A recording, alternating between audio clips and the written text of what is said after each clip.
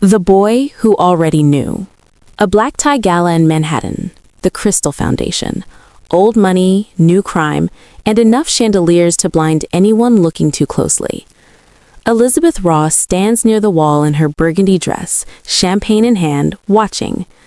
A boy in a cream linen suit, 7 years old, dark-eyed, composed in a way that has no business existing in a child, crosses the entire room without looking at a single important person and sits down beside her. "Can I sit with you?" In 20 minutes, he will tell her something that will make her question everything she was sent here to do. Elizabeth Ross had not come to New York for the chandeliers. She had come for the numbers. Specifically, she had come for the Crystal Foundation's financials. 3 years of quarterly reports, donor records, and grant disbursements that her firm in Chicago had flagged as worth a closer look. Standard white-collar work, her senior partner had said, sliding the folder across the desk with the casual confidence of a man who had never personally sat across from people who lied for a living. Elizabeth had taken the folder, read it on the flight over, and identified 4 irregularities before the plane landed. She did not consider this remarkable. This was simply what she did. She was exceptionally good at finding what people hid inside spreadsheets, better still at understanding what the hiding said about them. Numbers did not lie, but the spaces between them, the rounding errors and the convenient omissions and the accounts that appeared in footnotes and nowhere else, those spaces told the truth that the numbers were arranged to obscure. Elizabeth had been reading those spaces for 11 years. She had never once been wrong about what she found there. The gala was not sentiment, it was reconnaissance. She stood near the east wall of the Crystal Ballroom in her burgundy dress, structured shoulders, floor length, the kind of dress that communicated she belonged here without inviting conversation, and read the room the way she read a balance sheet. Who deferred to whom, who watched the door, who smiled too quickly, and whose smile never reached the calculation happening behind their eyes. She held a glass of champagne she had no intention of finishing, and cataloged power structures with the quiet efficiency of someone who had learned, early and well, that the most useful place of any event was slightly outside it. She found Marcus Moran the same way she found anomalies in financial records, not by looking for him, but by noticing that everything else in the room was subtly oriented in his direction. He stood near the center of the space without appearing to occupy it. Dark suit, no display of effort, a face that processed everything and revealed nothing. Not the wealthiest man in the room necessarily, not the most decorated, simply the one that the room arranged itself around without being asked. Elizabeth noted him the way she noted a number that appeared too many times in too many places. Significant, worth returning to. She filed him under subject of investigation and moved her attention along. That was when she saw the boy. He was sitting alone at a small table near the edge of the room, cream linen suit, dark eyes, legs that didn't quite reach the floor. He was not fidgeting, he was not looking at his phone or scanning for his parents or doing any of the things a child does at an adult event when no one is paying attention. He was watching the room with the calm, unimpressed expression of someone who had already decided what he thought of it. Nobody was watching him back. Elizabeth Ross had come to New York for numbers. She looked at this child, alone and entirely still in a room full of noise, and felt, for the first time since the plane landed, that she had found something that was not in the folder. She was still watching him when he looked up. Not a slow scan of the room that happened to land on her, a direct, deliberate look, the kind that meant he had already decided something before their eyes met. Elizabeth held it. She was not certain why. After a moment, the boy looked away first, back to whatever calculation he had been running behind those dark, quiet eyes. Elizabeth went back to her champagne. She was mid-sip when she felt it, a small, certain presence beside her. She looked down. He had crossed the entire ballroom, past the donors and the board members and the 3 city officials she had already identified in the first 10 minutes, past his father's associates and the servers with their practiced invisibility and every important person in that room, and stopped here, beside Elizabeth Ross, a woman he had never met in his life. He looked up at her with the patient expression of someone who had already worked out that this was the right decision and was simply waiting for her to catch up. He didn't ask. He pulled out the chair beside her and sat down. Elizabeth looked around briefly, waiting for someone to come and collect him. Nobody moved. Nobody was even looking their way. She turned back to the boy. He was studying her face with open, systematic curiosity, the way a person looks at something they are genuinely trying to understand rather than simply observe. "You look at everything like it's a math problem," he said. Elizabeth blinked. "Excuse me?" "The room." He said it without particular emphasis, as though this were obvious. "You've been calculating it since you got here." She looked at him for a moment. "What's your name?" "Kai." A small pause. "Kai Moran." She registered the last name without showing it. "Elizabeth Ross." He nodded, accepting this, and then looked away from her for the first time, toward his father across the room, accepting a drink from someone Elizabeth had already noted as a Foundation board member. Kai watched this with an expression she could not immediately name. Not longing, something more specific than that. Then he turned back to her. "Can I tell you something?" he said. "You can tell me whatever you'd like," she said carefully. Kai folded his hands in his lap, a gesture so adult on a 7-year-old that it was quietly devastating, and said in a voice pitched precisely low enough that only she could hear it, "The man who manages my father's private medical files, he's been changing the numbers. I've seen the old ones and the new ones." A pause. "They're not the same." The noise of the gala moved around them, glasses, laughter, a string quartet doing something tasteful in the corner. Elizabeth said nothing. She kept her face exactly where she needed it. "Have you told your father?" she asked. "He trusts him," Kai said simply, the way a child states a fact they have already grieved. He was not asking her to fix it, she understood, with complete clarity. He was not asking for rescue or intervention or anything that required something from her. He simply needed to put it down somewhere, briefly, even with a stranger, in the hands of someone who understood what altered numbers meant. He sat with her for another quiet minute. Then he stood, smoothed the front of his jacket with both hands, and said, "Thank you for listening, Miss Ross." He walked back across the ballroom, sat down at his small table, folded his hands in his lap again, and looked at nothing, as though the conversation had never happened. Elizabeth looked down at the champagne in her hand. She set it on the nearest surface. She did not pick it up again. She was back in her hotel room by 10:15. She had said brief, professional goodbyes to 2 Foundation contacts, declined a dinner invitation from a man whose financial disclosures she had already mentally flagged as creative fiction, and walked out of the crystal ballroom with the measured pace of someone who had somewhere reasonable to be. In the elevator, she had done nothing. In the corridor, she had done nothing.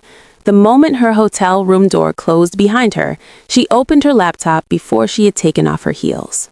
She told herself she was simply checking something. Professionals check things. It did not mean anything yet.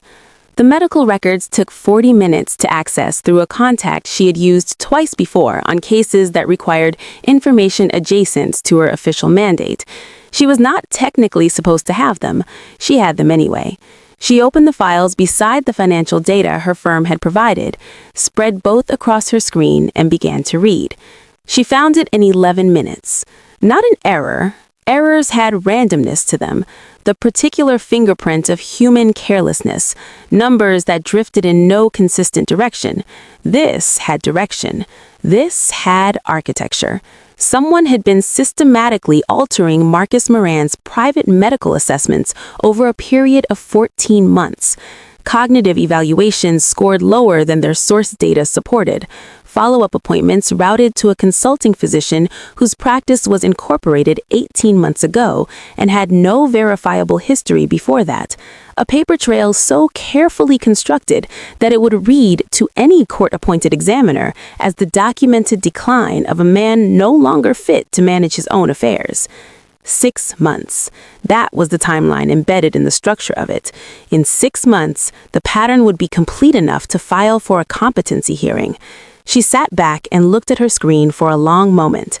Then she pulled the Shell Corporation records, the ones her firm had handed her as evidence of Marcus Moran's alleged financial misconduct, and began tracing them backward. Shell to holding company to registered agent to parent entity. It took 3 layers. It should have taken more, which told her that whoever built this had been confident it would never be looked at from this direction.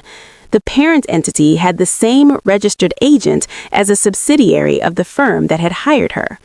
Elizabeth sat in the dark of her hotel room with the city moving 30 floors below her and understood with the cold and total clarity that only comes from numbers that cannot be argued with exactly what she was looking at. She had not been sent to investigate Marcus Moran. She had been sent to complete the frame. Her audit, her credentials, her firm's reputation, her signature was the final layer of legitimacy the conspiracy needed to be unassailable. She picked up her phone and called Dana. "I need to tell you something, and I need you to not panic," she said when Dana picked up. "Oh no," Dana said immediately. "Dana, what did you find? I need you to not panic first." "Elizabeth Diane Ross, what did you find?" Elizabeth looked at her screen, at 14 months of manufactured evidence, at her own firm's name sitting 3 layers deep inside the architecture of it. She said, "I'm the weapon." Dana panicked. She called her firm at 7 the next morning and told them she needed 2 more weeks. Her senior partner asked why. Elizabeth told him she had found irregularities that required closer examination before she could sign anything, which was true in every sense except the one he assumed. He approved the extension without difficulty. A cautious auditor was a valuable auditor. He did not ask which irregularities. She did not offer. She spent the rest of the morning building her approach. The cover was not complicated because it did not need to be. She was an independent financial consultant. She would present herself as exactly that, operating outside her firm's official mandate, flagging discrepancies in the foundation's public filings that created legal exposure for its largest donor. That donor was Marcus Moran. The discrepancies were real. She had found them in the first 4 minutes of examining the foundation's records, before Kai had crossed any room and changed the entire shape of the evening. The irregularities were not Marcus's doing. She was now certain of that. But they existed. They were documentable, and they gave her a reason to request a meeting that he could not reasonably decline without raising questions he would not want raised. It was not entirely a lie. She had stopped counting how many things in the past 12 hours occupied that particular category. His office was on the 43rd floor of a building in Midtown that communicated exactly as much power as it intended to, and not one detail more. The meeting was scheduled for 30 minutes. Marcus Moran was already seated when she was shown in, jacket on, 2 documents open on the desk before him, a man who did not perform readiness because he simply was ready. He looked up when she entered with the same quality of attention she had noticed across the ballroom. Total, unhurried, revealing nothing. He did not stand. She did not expect him to. She presented her findings in 11 minutes, clean and sequential, the way she presented everything. He listened without interrupting, which was rarer than it should have been. He asked 4 questions, each one precise, each one landing exactly at the seam she would have probed herself. She answered them directly. He looked at her across the desk with the evaluating stillness of a man running calculations she could not see. He was harder to read than anyone she had sat across from professionally, not because he was concealing something. She had spent 11 years learning the texture of concealment, and this was not it. He was simply still in a way that most people were not, contained not as strategy, but as nature. It made the usual readings unavailable. The meeting ran 17 minutes. He agreed to the consultation at the end of it, briefly, without elaboration, and stood to signal a conclusion. She gathered her documents, thanked him with the professional warmth that meant nothing, and left. Kai was in the hallway. He was standing just past the elevator bank in his school uniform, backpack on, with the expression of someone who had arranged to be collected from school at a very specific time for reasons entirely unrelated to coincidence. He looked at Elizabeth with contained satisfaction of a 7-year-old whose calculations had returned the expected result. He agreed to the consultation, Kai said. Elizabeth looked at him. I see that. He never agrees to consultations. A brief pause, allowing this information to settle. I thought you should know. Elizabeth studied this child, small, deliberate, standing in a midtown corridor with the composure of a managing partner, and felt, not for the first time, that Kai Moran was operating several moves ahead of everyone around him, and had been for quite some time. How did you know I'd be here? She asked. Kai looked at her with patient, dark eyes. I didn't, he said. I knew he would be. He shifted his backpack, nodded once in a manner that was somehow both 7 years old and entirely professional, and walked toward his father's office like he had somewhere important to be. Elizabeth watched him go. Then she pressed the elevator button and stared at the closed doors, and had a very firm conversation with herself about what she was doing and why, and what she intended to do next. The conversation was not entirely conclusive. 3 weeks was enough time to build an airtight case. It was also, Elizabeth was discovering, enough time to make certain things difficult to unknow. She was methodical about the work. She documented the shell company architecture layer by layer, traced the redirected assessments back to their source, mapped the 14-month timeline of manufactured decline against Marcus's actual financial decisions, which were, without exception, the decisions of a man in full command of his faculties. She built the exoneration case the same way she would have built the prosecution, cleanly, sequentially, with nothing included that could not be sourced, and nothing omitted that materially affected the picture. She stored everything on an encrypted drive that did not connect to her firm's servers. She was careful. She was precise. She did not allow herself to be anything else. What she did not control was everything that happened in the margins. She did not control the fact that Marcus Moran worked until 2 a.m. on 3 of the first 5 nights she had access to the Foundation's offices, visible through the glass wall of his private workspace, jacket off, a worn copy of a James Baldwin novel sitting open on the corner of his desk, the way a person keeps something close that they return to rather than simply read. She noted it the first night and told herself it was irrelevant. It continued to be irrelevant for the remaining 14 nights. She did not control the 7 o'clock calls. Every evening, without exception, Marcus stepped away from whatever he was doing at 7 precisely and called Kai. She did not overhear the content. She did not need to. What she observed was simpler and harder to file away. A man who moved through his professional world with the contained authority of someone accustomed to being the final word on everything, who picked up that phone and became, with complete unself-consciousness, a father. Present, focused, unhurried, as though this were the most important meeting of his day, because it was, and he had never decided otherwise. Elizabeth documented the shell corporations and did not think about this. The collision happened on a Tuesday, 3rd week, late afternoon. She was moving through the corridor outside the Foundation's records room, files in hand, and he came around the corner from the opposite direction, and they stopped 18 inches apart, with the mutual arrested stillness of 2 people whose spatial calculations had failed simultaneously. He caught himself first, looked at her, that total, unhurried attention, and said nothing for a moment. Then, "You're not what you presented yourself as." Not an accusation, the tone was the same one he used to ask questions in their first meeting, precise, without heat, genuinely curious about the answer. Elizabeth held his gaze with the professional steadiness she had been building for 11 years. "I'm not sure what you mean," she said. He looked at her for one more measured moment. "Yes, you are," he said, and kept walking. Elizabeth stood in the corridor and looked at the files in her hands and took a slow, even breath. He was not wrong. She was not ready to confirm it. She was beginning to understand, running out of time before the distinction stopped mattering.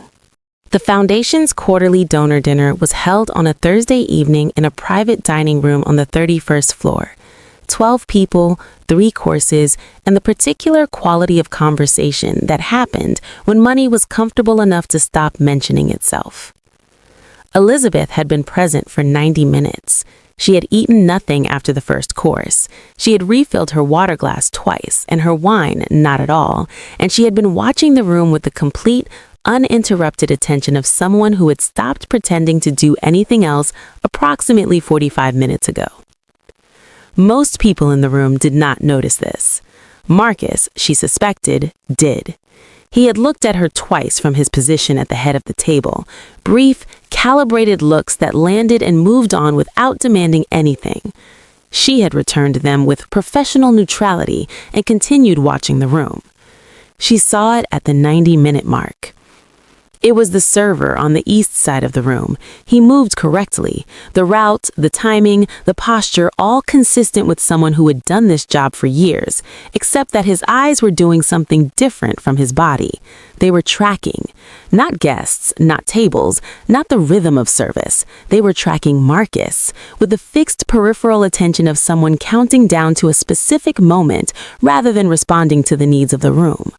The wine pour was too careful, a fraction too slow, positioned a fraction too close. Then the glance, east server to a man near the exit who was not a guest and was not staff, and had been standing in approximately the same position for 20 minutes in the way that people stand when they are waiting for a signal rather than a reason. Elizabeth had 30 seconds. She knew this with the same cold certainty with which she knew when numbers were wrong. She moved. What followed was not elegant. It was not the kind of thing that looked purposeful from the outside until it was already over.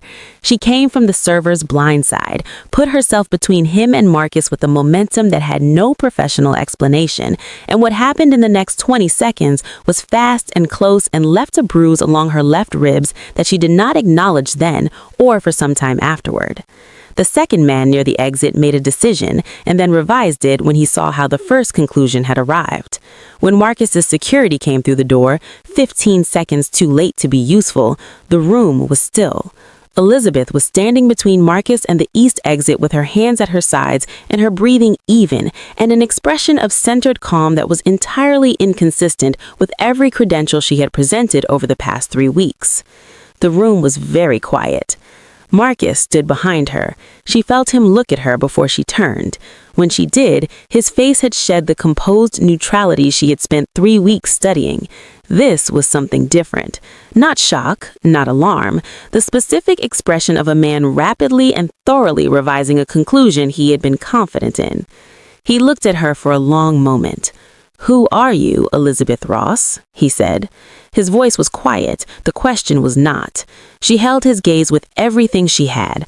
11 years of professional stillness, 3 weeks of careful distance, every tool she had ever built to stay exactly where she needed to be, and felt all of it come up against the simple fact that she was standing in the wreckage of her own cover story with a bruise forming on her ribs and no answer she was prepared to give him.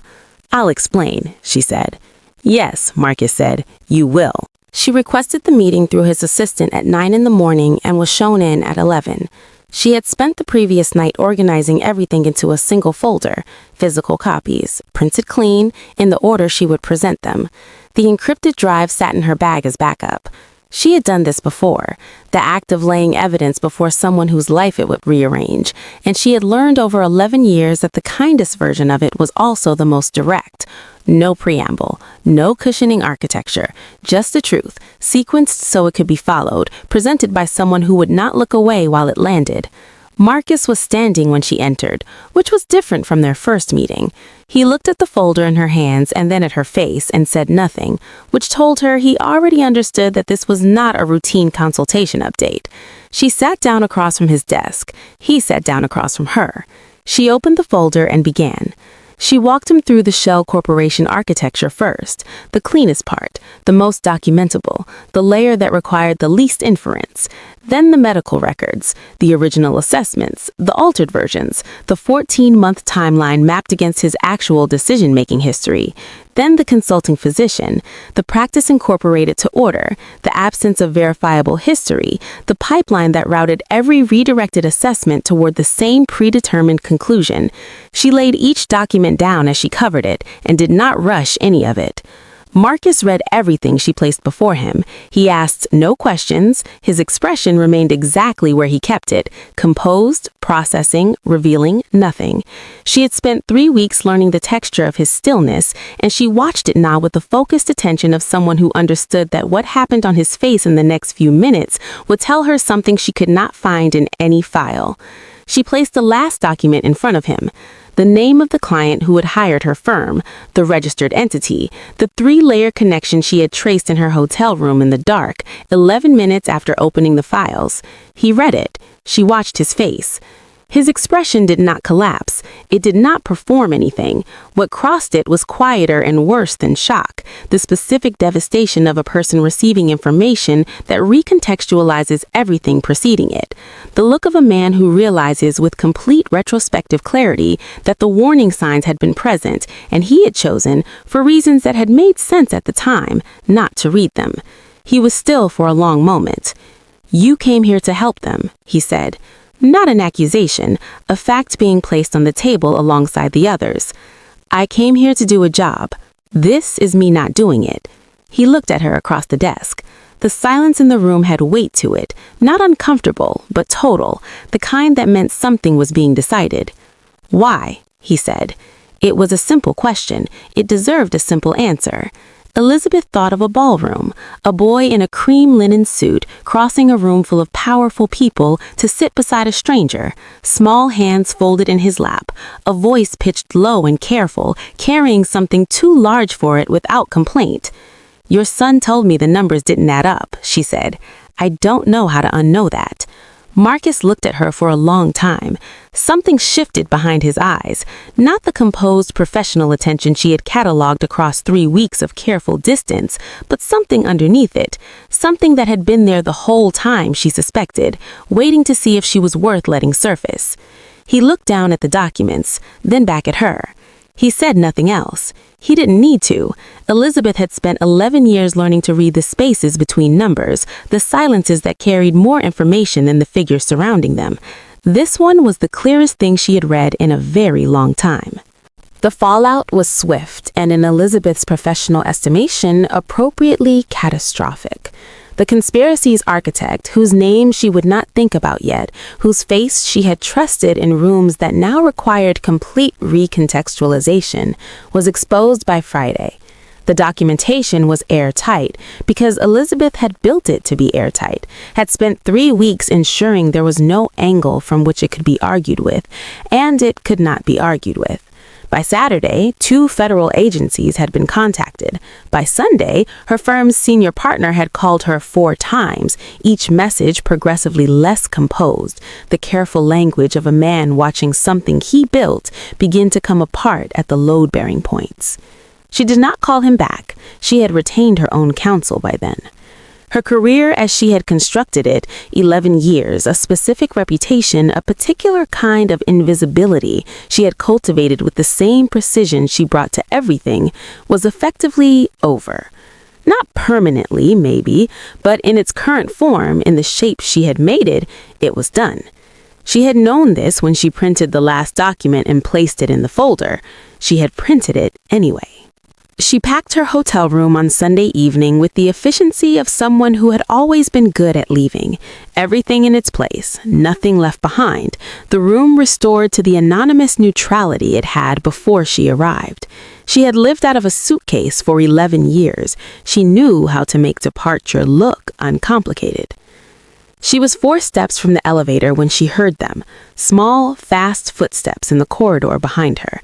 She turned around. Kai was in his school uniform, backpack on one shoulder, expression engaged in a significant internal struggle that it was losing incrementally. He looked at her rolling suitcase with the focused attention of a child who had hoped until this precise moment that the information he had received was incorrect. "You're leaving," he said. "My work here is done, Kai." "Is it?"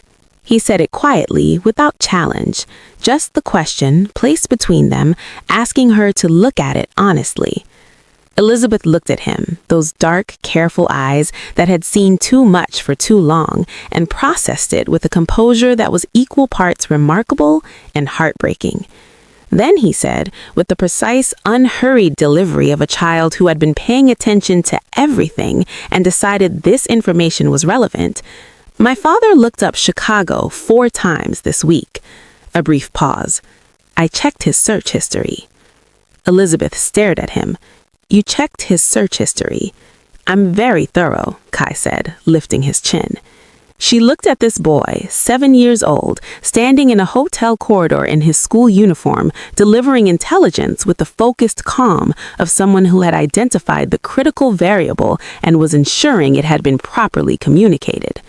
She set her back down.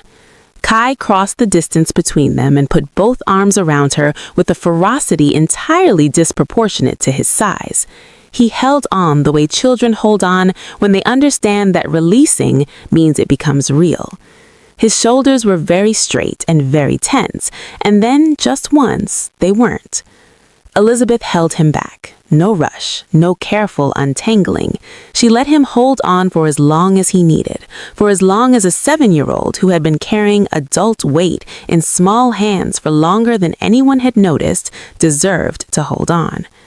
When he finally stepped back, he straightened his jacket with both hands, collected himself piece by piece, and looked up at her with his chin level and his eyes very bright.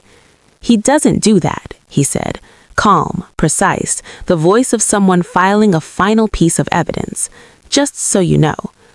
Elizabeth looked at this child, who had crossed the ballroom to find her, who had checked his father's search history and reported the findings without apology, who was standing here now with his chin up and his heart completely visible and calling it thoroughness.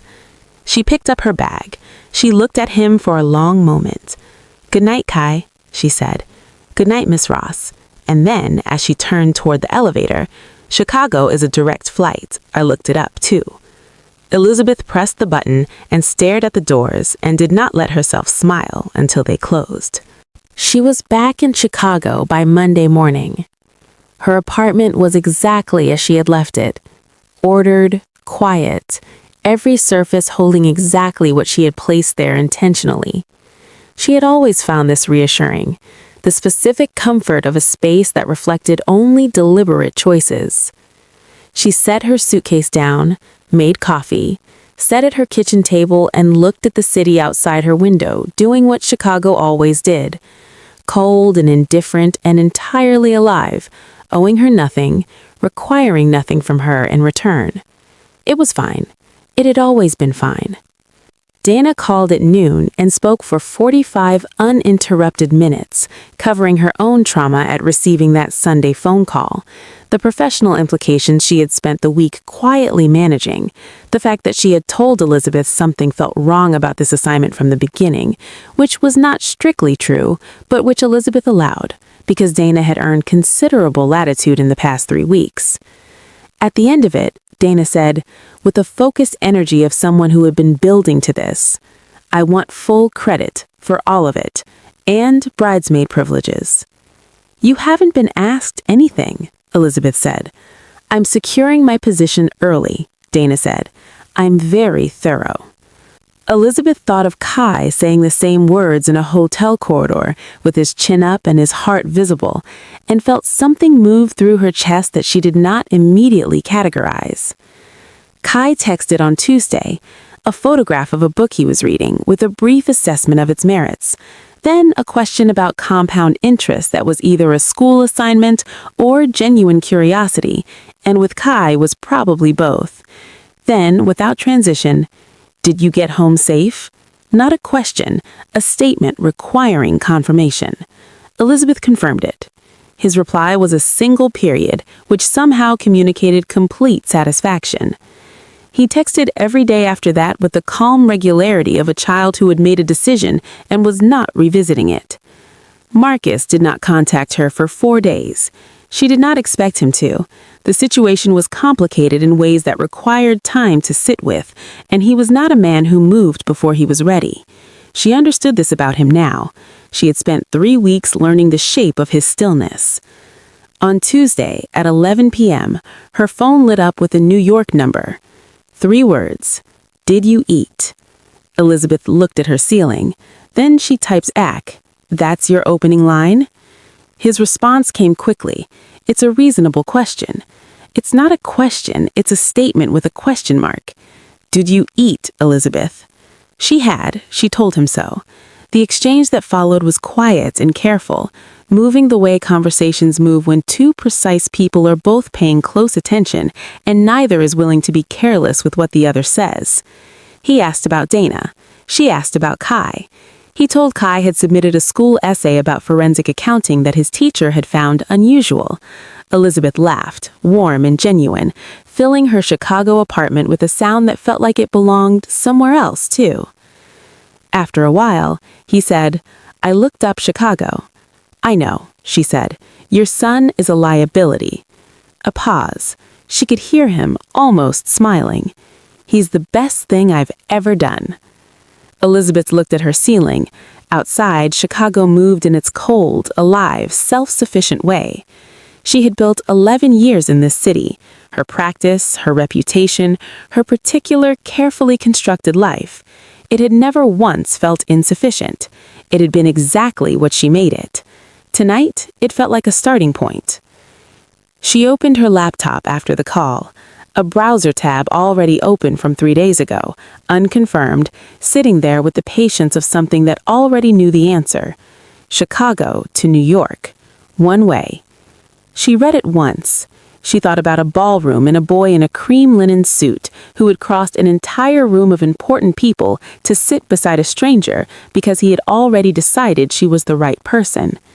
She thought about a man who had looked up her city 4 times in a week and called at 11 on a Tuesday because distance is only a problem if you decide to treat it like one.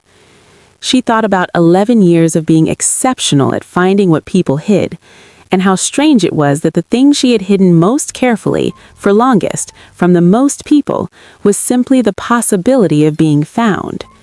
She clicked confirm. She closed the laptop.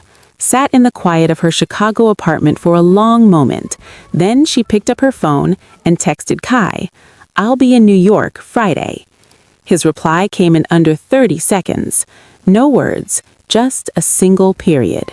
Somehow, it was everything. Some stories find you in the middle of a room full of people, through the eyes of a child who already knew. Elizabeth Ross had come to New York to be invisible, to be useful from a careful distance, to do her job and leave no fingerprints on anything that wasn't numbers. She was done with that now.